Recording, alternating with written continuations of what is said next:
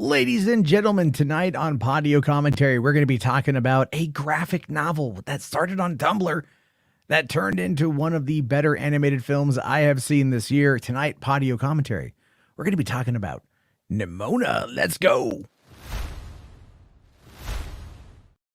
Hi, everyone. My name is Matt Jarbo. Welcome back to another episode of Podio Commentary. And tonight on the show, we're going to be discussing a movie that, by all accounts, probably shouldn't exist. And what I mean by that is it was canceled. It was canceled a long time ago, but then ultimately brought back when companies figured out that they could probably make a pretty good amount of money off of it.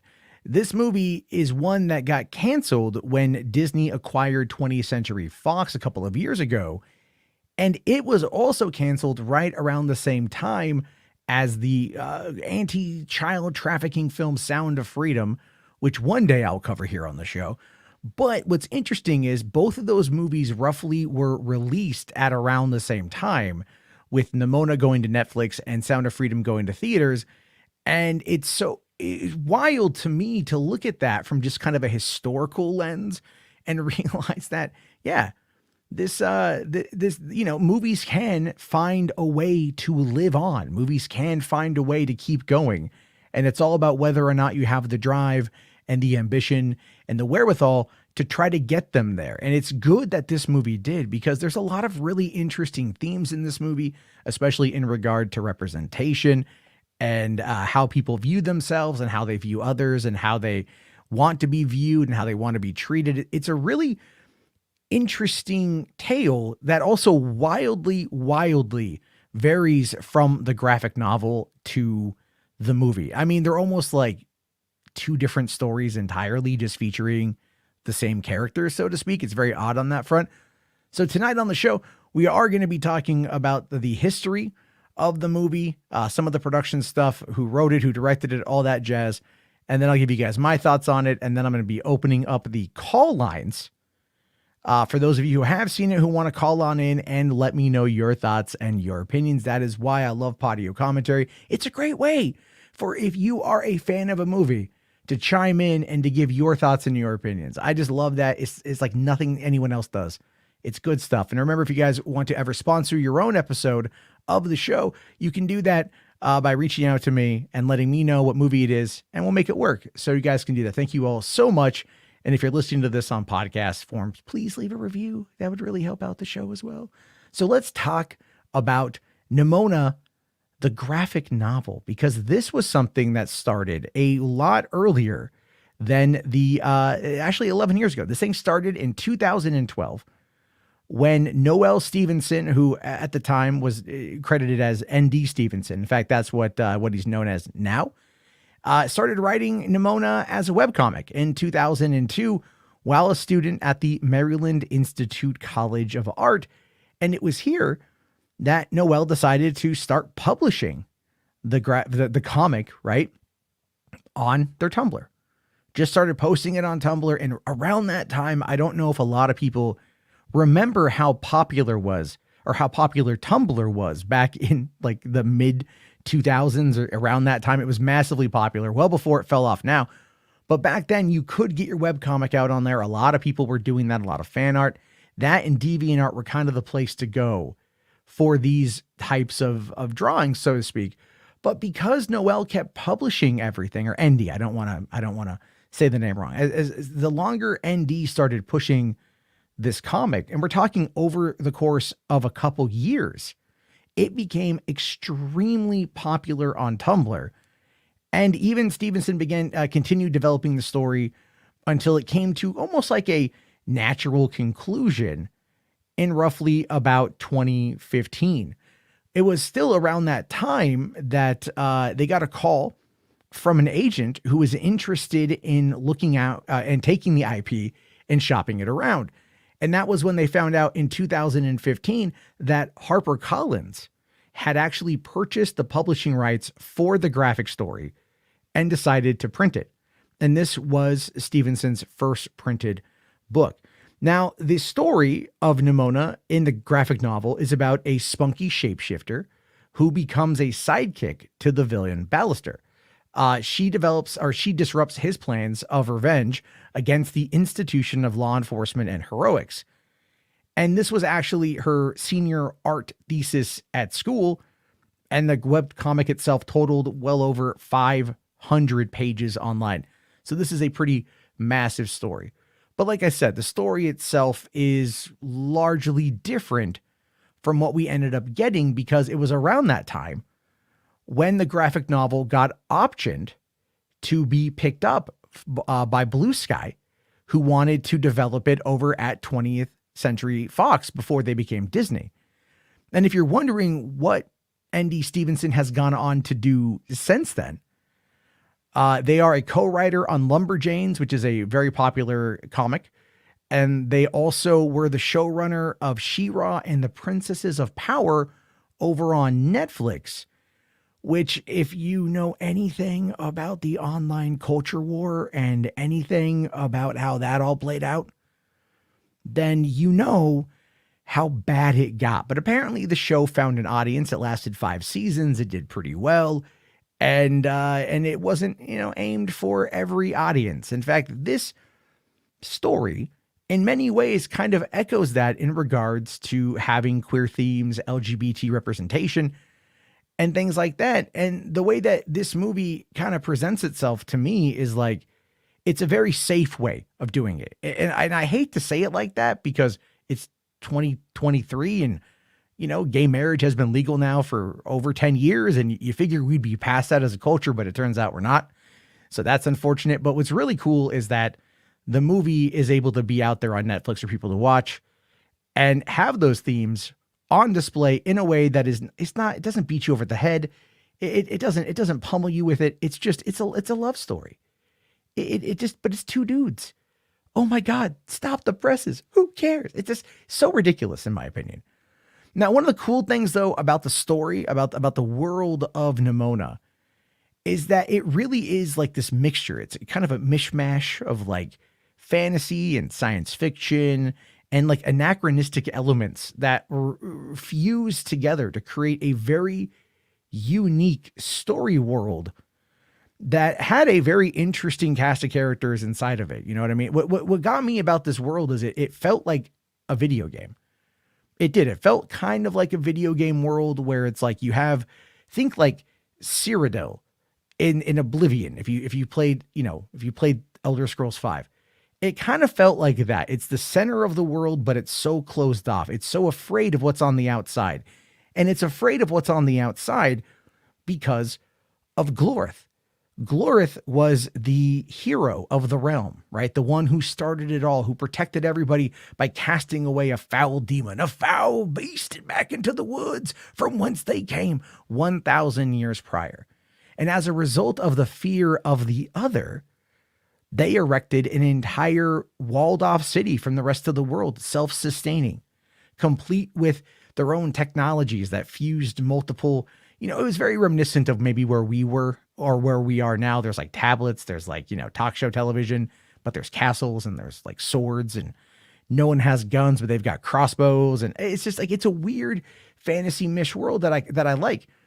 And what's cool about this is that originally, like going back to the movie, is that it was originally set for by production by Blue Sky and set for a release in 2020. And it was originally going to be directed by a guy named Patrick Osborne. Now, Patrick Osborne is a person you may not know about. He hasn't really done a lot. He's worked on stuff like Bolt and Tangled and Wreck-It Ralph and a few other things here and there, but really he hasn't done that much. He actually ended up departing the project in 2020 before it was ultimately canceled by Disney. Now, some of the animators on the movie, some of the people who were working on it back at Blue Sky, before Blue Sky is now no longer Blue Sky, unfortunately, they said that Disney pushed back on the LGBTQ themes, that they didn't quite like the gay relationship. And here's the thing with that. I fully believe that. I believe that that's actually the case. I really do. I really feel that that's actually what happened. I feel that's actually what's been going on. And it's not to say that Disney is homophobic. It's mostly just that, like, look at the culture war, right? Look at the culture war. Look at where we've gone with it. Look at what's happened with it. Even now, there was a misprint in an advertising for TMNT, the new TMNT movie. And yet people thought that Splinter is gay. So now you've got this huge thing online about Splinter being gay when he's not gay in the movie. And it doesn't make any sense. But it just shows you that, like, anytime there's any kind of positive gay representation, people will find a way to, like, attack it. We're in this space now of, like, the trans panic.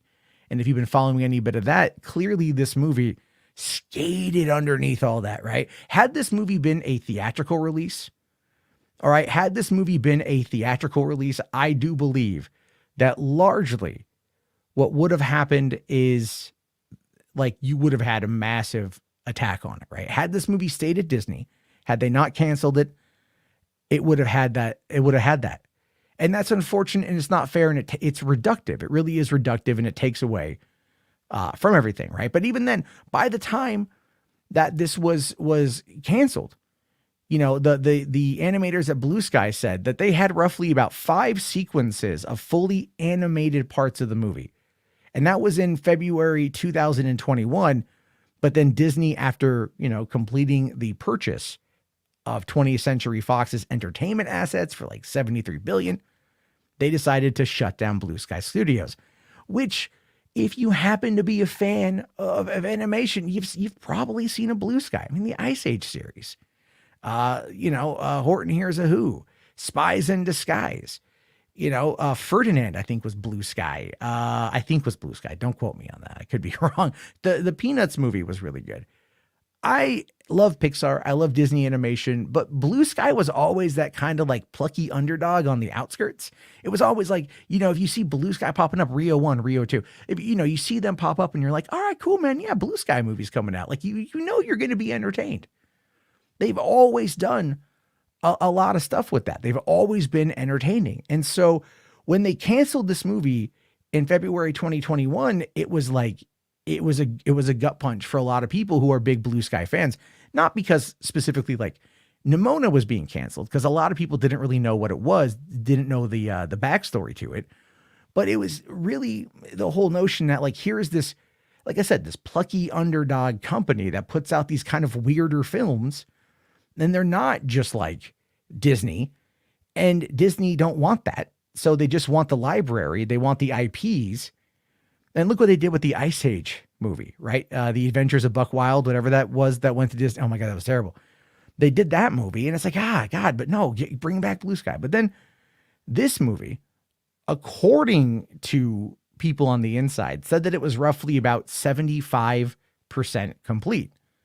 The nearly finished film is what they say. And I'm like, I don't know, if they only had 5 sequences that were fully animated, what exactly about the movie was like needed to be worked on? Largely, from what I've been able to gather, Blue Sky had left behind a roadmap, right? They'd left behind a roadmap here. And the roadmap had like the characters, the designs, the artwork, had everything largely that you would need to do the animated movie. They had that. And that's what Annapurna Pictures, when they quietly acquired the rights away from Disney in 2022, right? A year after it was canceled at Disney and Blue Sky was shuttered, Annapurna Pictures comes in, or Purna Pictures comes on in. Annapurna, what are they, dog food? Annapurna Pictures comes on in, and they just end up like getting the rights to this thing quietly.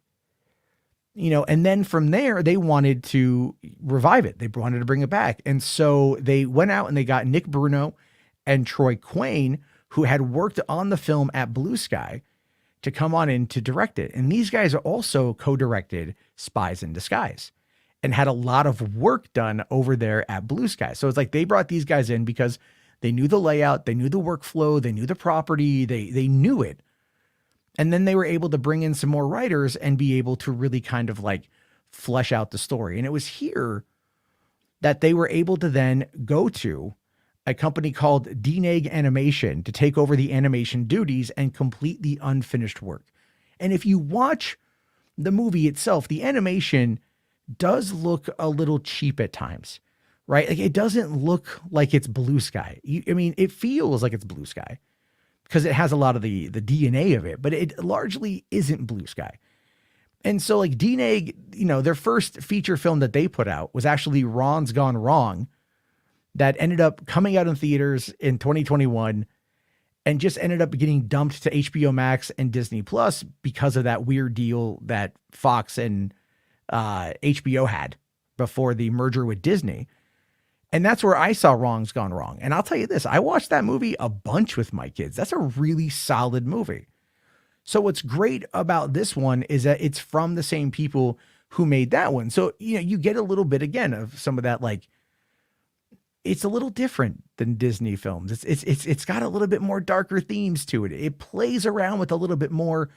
It's okay with being a little bit different, and it's okay with trying some different stuff. And I think that right now is one of the coolest things when it comes to animation. I mean, where we are in the summer of 2023, you figure you got Across the Spider-Verse.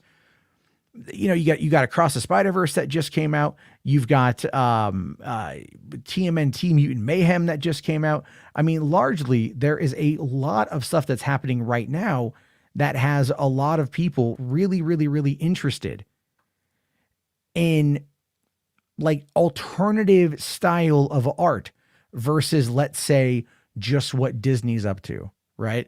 And it's not to say that Pixar's bad or that they don't have good stuff. I mean, they do have really good stuff. I love pretty much all of their movies outside of Ratatouille, but that's a whole other conversation for another day. But when you think about something like this, and it's just so vastly different, you can kind of see why Disney got rid of it. You can kind of see why Disney decided to pass on it, which I do think is a big problem. But, once they got DNEG Animation on board and started working on the movie, they were able to then go to Netflix and get Netflix to come on board to distribute the film worldwide, making it part of their growing slate of animated feature content. And to be fair, the stuff you can find on Netflix in regards to feature-length animated movies, there's a fair amount that are pretty good. There's also some that are garbage. And yeah, I'm looking at you, Marmaduke. I will never get that time of my life back. And no, I will not watch it again for the show. Sorry, not going to happen. Just not going to happen. But they finally got the movie out. They finally got the movie ready to go. And it dropped right at the tail end of June 2023.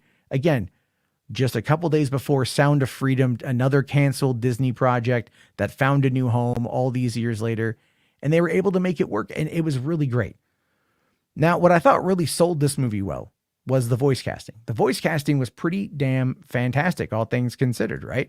I mean, you have Nimona herself is voiced by Chloe Grace Moretz, who did such a great animated job with voicing the role. Like, she was funny, she was personable, she was charismatic, she was great. She was really, really, really good. She dove into what she was trying to do with this character. And it really makes you wonder why Chloe Grace Moretz keeps choosing some of the roles that she does.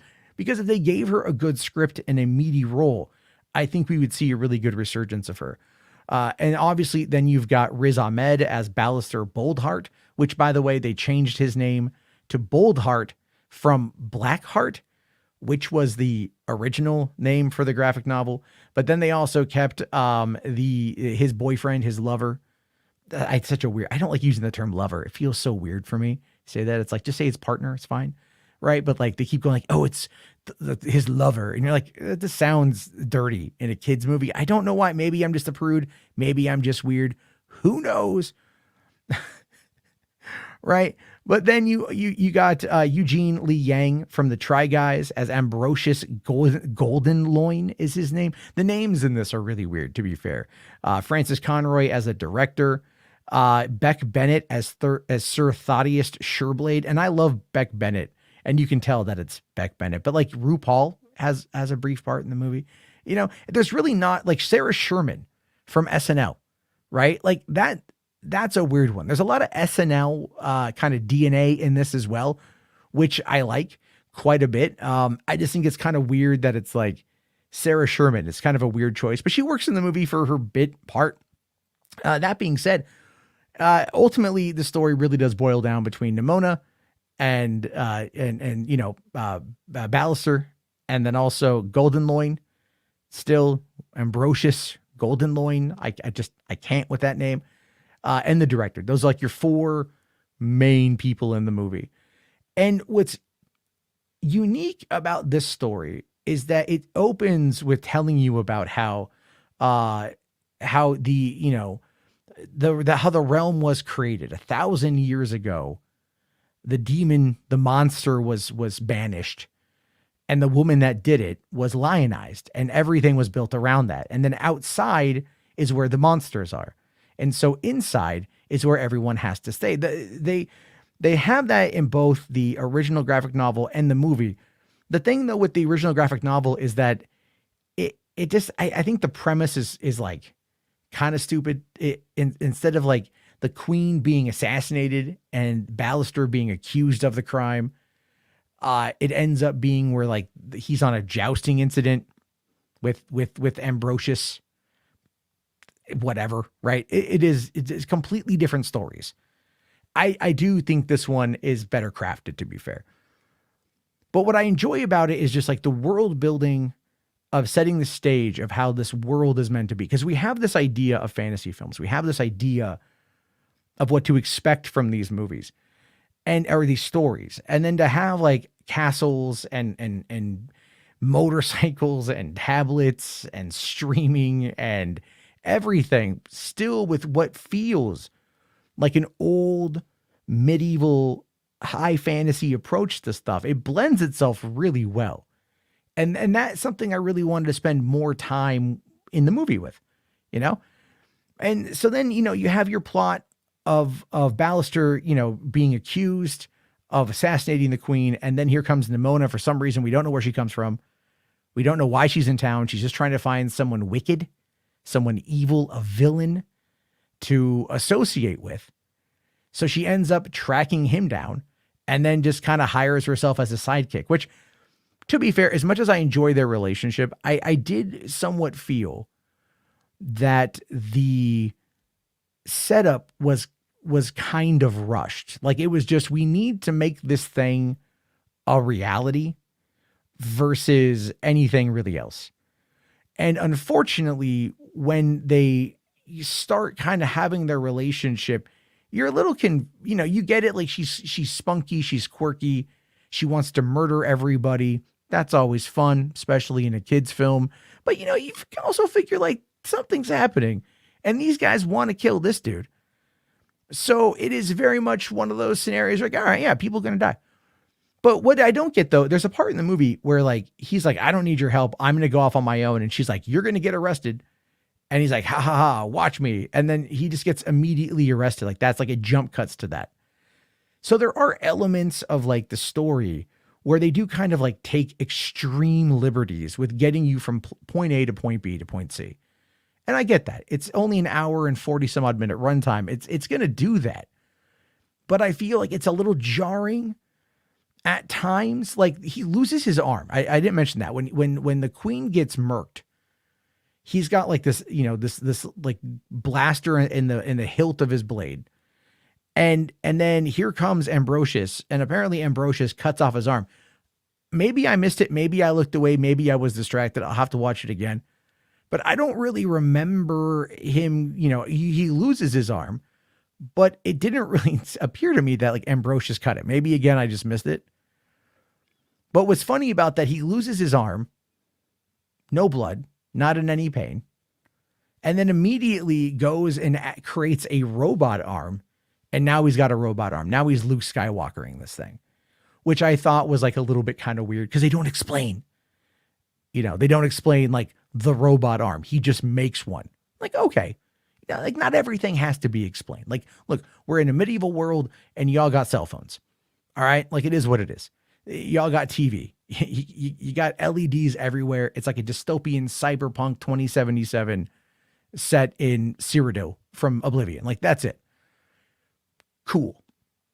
But as their adventure continues and they start trying to figure out who set Ballister up, I really enjoyed their camaraderie. I enjoyed their energy. They bounce off each other. Riz Ahmed and Chloe Grace Moretz do a really good job. And you feel the emotion, right? You really do feel a lot of the emotion in the movie, right? You feel like, he's just like, they're hurt. Like he's hurt. Ambrosius is hurt. They clearly love each other. They have very strong feelings. He is this knight that was a commoner, and the queen had chosen him based upon his spirit and his gumption and his determination to make his way through the ranks in order to show that anyone could be a hero. Anyone could be a hero of the realm. And he was like completely treated like crap and looked down on and all that stuff. And so there's that underdog story. He's worked his whole life for this. But not only that, it's the relationship between him and Ambrosius, who like, they clearly love each other. They're clearly together. I don't know if it's public though. Like that's the thing. Like, I don't know if at that point in time, like people know they're getting down and dirty. I don't know. They don't really make any mention of that. But you can tell that like Golden Loin has the blood of Glorith, right? The high bloodline in him. And so he's kind of like stuck to his duty. And he's believing that his boyfriend, his lover, partner, is out there, you know, has killed the queen who put so much faith into him. And so like the characters, they're like, they don't, you can tell both are just like wildly upset, wildly hurt, but they're both just trying to survive. And I thought that was really conveyed. I thought Riz Ahmed did a really good job. Eugene Yang did a really good job. The actors all did a really good job with conveying the emotions, especially Chloe Grace Moretz when dealing with, you know, all of the trauma she had, as we find out more about Nimona and like, you know, where Nimona came from and the fact that Nimona was the monster that Glorith had cast away. But really what it was is just like Nimona was a creature, a monster, a shapeshifter who had lived for thousands of years, whatever, we have no idea. And she finally met a friend, but then people became fearful of her when they found out she was a shapeshifter and she was cast away. And as a result of that, Glorith kind of, you know, got scared because of the fear of the other, because that's what her family was telling her. The townsfolk were telling her this girl's like 7, 8 years old. So obviously like there's going to be that influence that's going to happen. But the fact that they lionize her and that they build this entire society around her to keep everyone else outside is such an interesting, unique type situation, right? It's such a very unique setup for the world. And I really wish they would have spent like more time with that. Like, do we need to know what Nimona is specifically? No, not really. But it would have been nice to kind of know like where she was created, like how she was created. But at the same time, like the relationship is really what's the most compelling aspect of it. So I thought that was really good.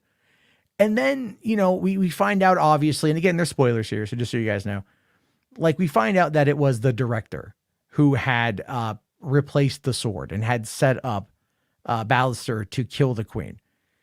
And I was like, oh, wow. Like, okay. Like I kind of figured it was somebody. It's always somebody. It's always that twist.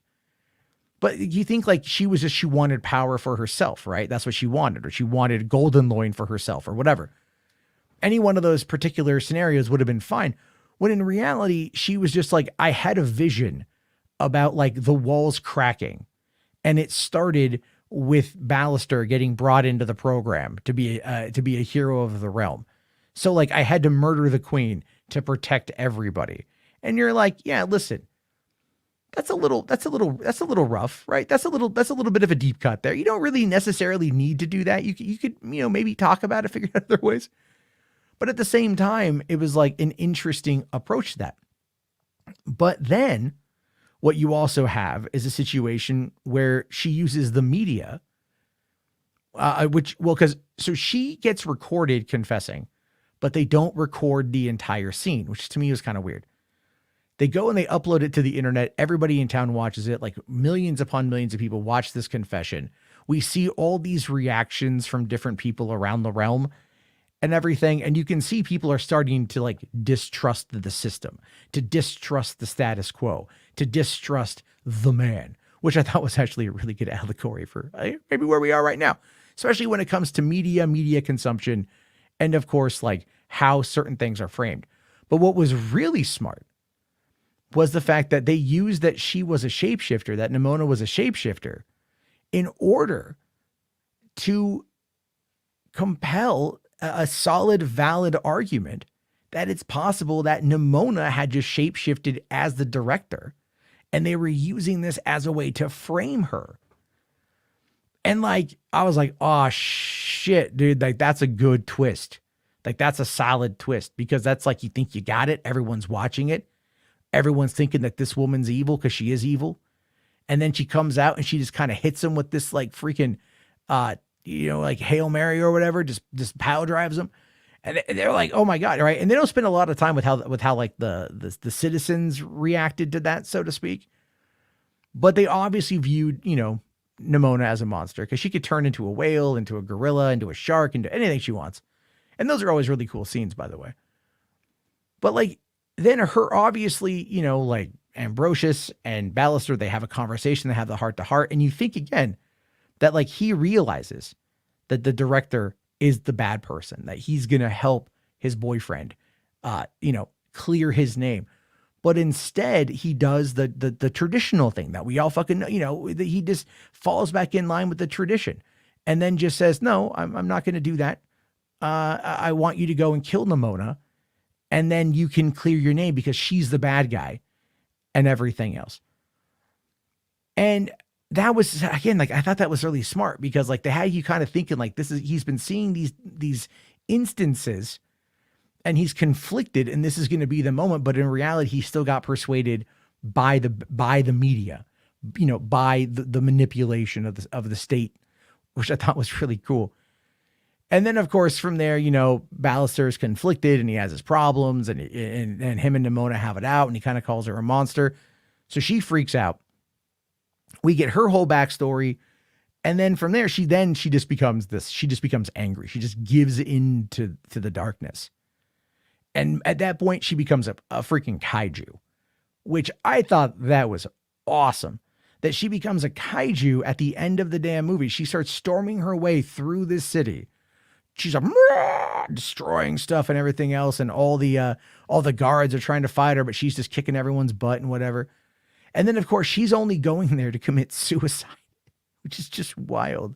She is going to kill herself in order to like end the pain, to end the hurt, because she's been just completely mistreated, completely hated, completely just, everyone, all of this stuff. And I get it. I completely get it. She's at the end of her rope, right? She's tired of being the other. She just wants to live, but she's like, this is the only way. Otherwise, everyone's going to hate me forever. So she exposes her heart, and she's going to run it into the sword of Gloreth that's in the statue, therefore killing herself. And then Ballister shows up, shows her some love. They embrace, and he sees her for who she is. And that's a really nice, sweet moment. It's a really nice, sweet moment. Cause like I was watching it, I had my kid on my lap, my 4-year-old, my kid on my lap. She was cuddled up with me or watching the movie. And my 5-year-old was kind of coming around the corner, and she kind of caught the ending of the movie, and she really enjoyed it as well. She wants to watch it again in the morning because they liked the messaging. They liked what they were seeing. And I'm like, the messaging is good, to be yourself, to be accepting, but to also accept other people and to see them for who they are and to accept them for who they are. It's a great message. It really is complete in this like crazy kind of cyberpunk fantasy storytelling world. It's awesome. So then of course you got the director who's going to turn this like this railgun cannon on the city. She's going to start killing people to protect like her lie, which is again, like totally wild. Nimona sacrifices herself, ends up dying. Director ends up dying. City ends up breaking down part of the wall and realizing that outside there are no monsters. There's a world that all of them have been protected from, sheltered from, because they have a fear of the unknown. And with that wall now broken, they now start opening up trade routes to letting people go in and out of the wall to expand their world, expand their worldview, expand their horizon, everything. And of course, like Ballister and Ambrosius, they're able to like, they're together, they're in love. Never an apology for cutting off the arm, because of course that's how he was trained. I keep bringing that up. And then at the very end of the movie, like Ballister is all doing his thing, and he's all sad, right? But he's trying to like kind of live by some of the things that Nimona was doing. And then she kind of reappears in some spirit form, and they end it just like Spider-Man Homecoming with almost a swear word. And it cuts to this like, kind of like riot punk rock song and shit. I mean, overall, the movie I thought was really solid. I really enjoyed it for what it was. I thought that It absolutely nailed the messaging it wanted to nail. I think based upon what I was reading in regards to, like, let's say the original story, which is just kind of pants on head stupid, the writers came on in and they did a really good job at taking the core story and turning it into this idea that is very reminiscent of where we are in modern society. The group completely hiding away, the group completely doing all that stuff, and then that now being shattered by the end of the film. I thought that was really great, and I do look forward to watching this again. But here's my favorite part of the show, where the call link is currently in the chat. If you guys happen to be watching this live, you guys can call in. We'll do a few minutes of Q&A with you guys, what your thoughts are. And joining me first is Mo Moon. What's up? How you doing tonight?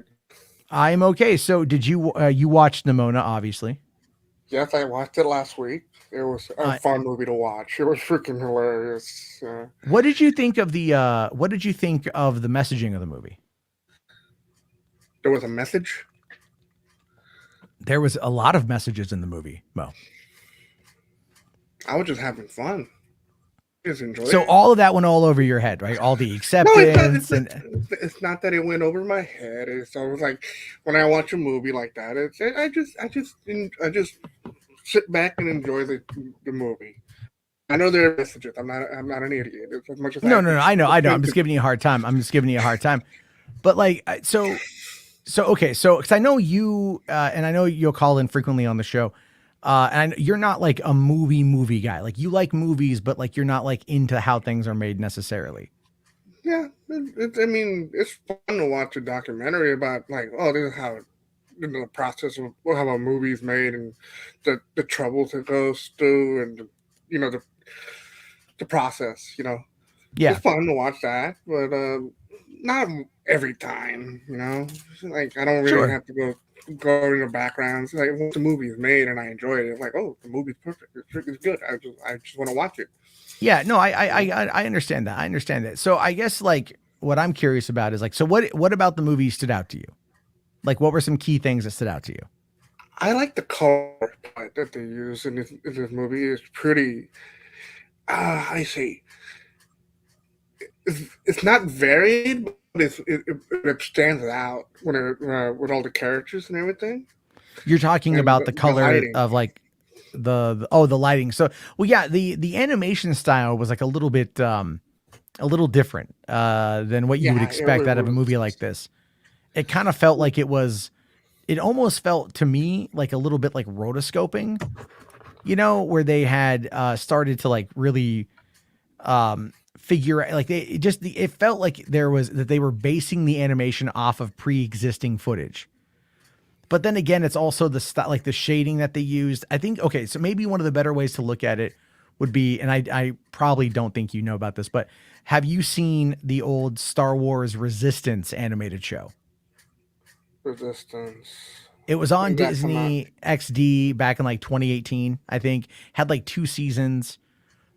It takes place before The Force Awakens, but there's a lot of cell shading that came into the animation side of it. And this kind of reminded me of that a little bit for just how they did it. I don't think I have. I haven't had cable since 2010, so I probably. Well, it's all on Disney Plus. You can absolutely go and give it a check out if you want. And I'd recommend it. It's actually a pretty fun show. So, but there are more people to get to, so I'm going to let you go. But the question my final question is like, what would you recommend this movie to other people? Oh, hell yeah. Oh, most definitely. I will hack into their account and just put it on their watch list. In Minecraft. You'll do this in Minecraft, not realistically, but okay. All right, Mo. Thank you. Thank you, Mo, for calling on. All right. I'll talk to you later, buddy. Thank you very much. All right. And then joining me also is Enterprising. Enterprising, how's it going? I'm doing well, Matt. How are you? I'm doing well, buddy. Thank you. So with this movie, what exactly was your takeaway? How'd you like the film? I like the fact that it felt like fear of the unknown, coming to grips with the propagandic messaging and trying to keep people trapped. The whole thing with keeping them in the wall reminded me a lot of different things, like Attack on Titan. I got a little bit of the Attack on Titan vibe, you know? Yeah. And like, especially the ending of the movie with the kaiju part, it kind of felt like a little bit like Attack on Titan. Because then again, I saw Turtles yesterday. So in Turtles, there's references to Attack on Titan. Yeah, same. Yeah, and I'm just got like, all right, I get that. But what I enjoyed about it was like how it presented like the monster growing and then destroying the city and everything. And you know, I do wish they would have spent probably more time on the world building aspect of keeping everyone contained. But I also really appreciate how there was that whole subplot about media manipulation and how she was able to use the scroll that she was very fortunate to come across that scroll in the dungeon in order to be able to then use that to further put that fear and that hatred on Nimona from the general populace who just all they see is a shape-shifting creature. And they've been taught to fear everything that's different. Yeah, that was a big takeaway, is that Nimona could be an allegory for many things, you know, gender identity, pansexuality, anything that you would want to be in that just bottle. Well, I don't know if I'd say pansexuality. I think that's a little further. I mean, definitely like, you know, yeah, no, there's queer themes in the movie. I would make the argument that like Nimona, her abilities are more fluid. So you could make the argument because they asked like, oh, are you a girl?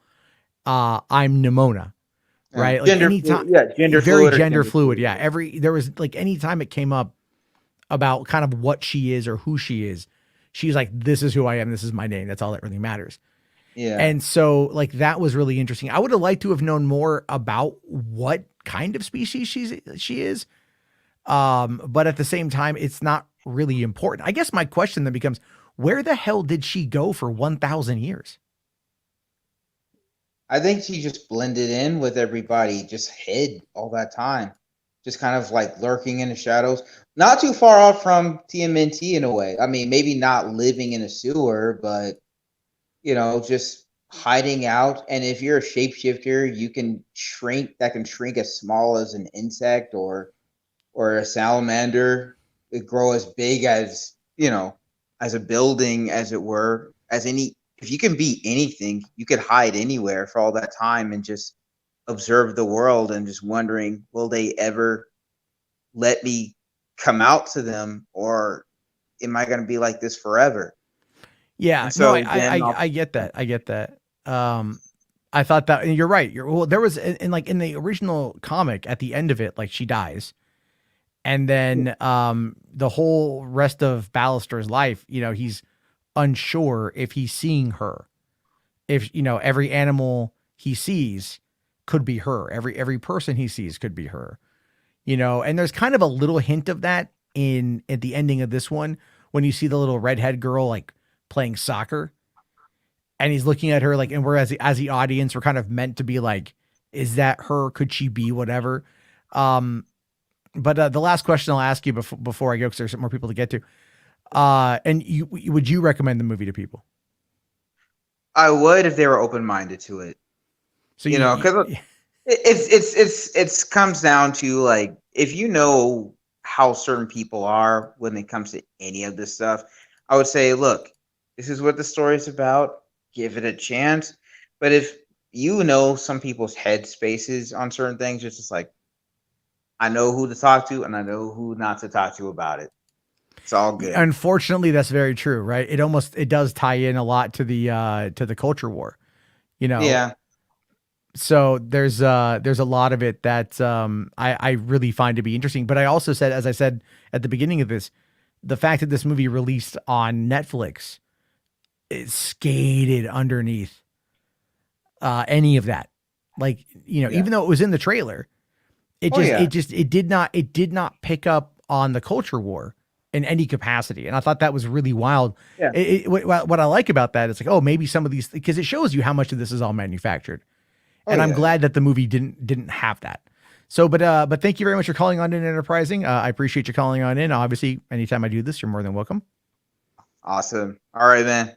Thank you, buddy. Have a good one. I mean, I'll be listening, but Yeah, no, thank All you so much. All right, bye.